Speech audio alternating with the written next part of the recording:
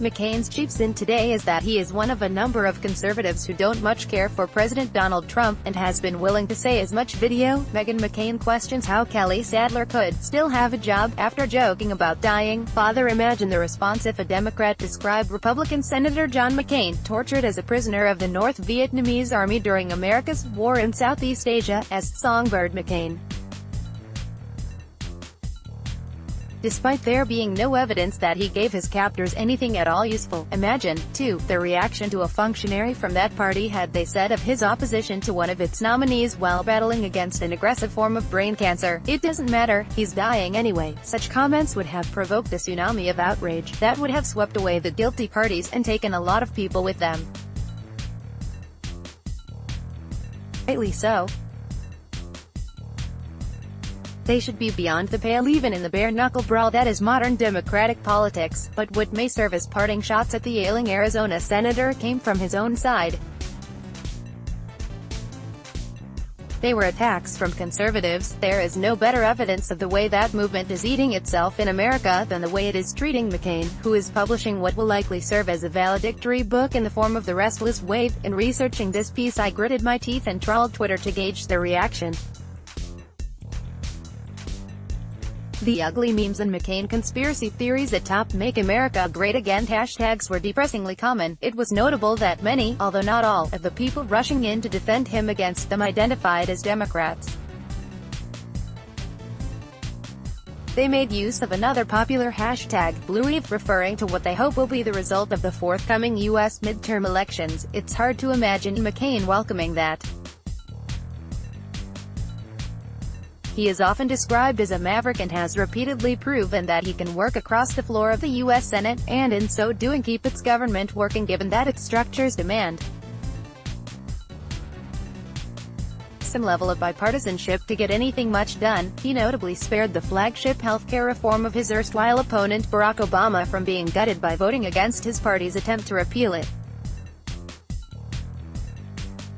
He has been a strong advocate of campaign finance reform, yet, while his condition has granted him a certain freedom from the pressure to conform to the desires of his party, McCain is still a conservative, and his record makes that clear. His 2017 rating from the American Conservative Union stands at only 57% based on his votes, but his lifetime score is a solid 80.91. He has had numerous prior years in the 90s. In the wake of the Las Vegas massacre, the New York Times reported him as the Senate's top recipient of money from the U.S. National Rifle Association with $7.74 million. CrowdPac, which rates candidates on who funds them, gave him a 4.3C, with 10C being the most conservative and 10L being the most liberal.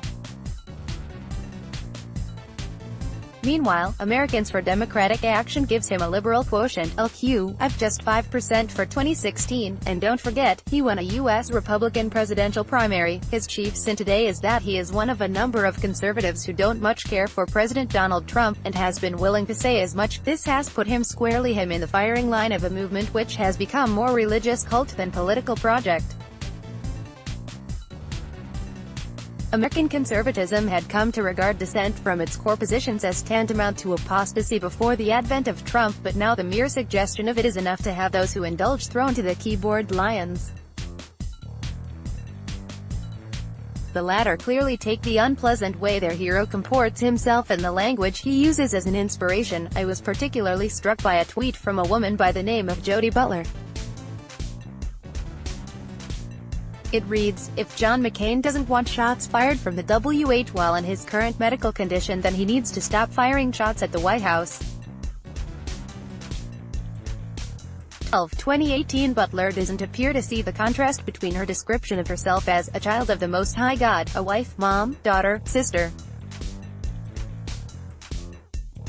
He's spent decades in the bear pit of American politics.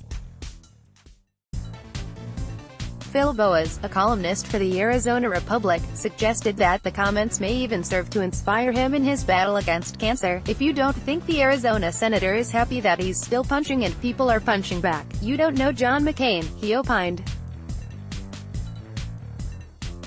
That's something for Butler, and the rest of the ugly trolls, to chuan.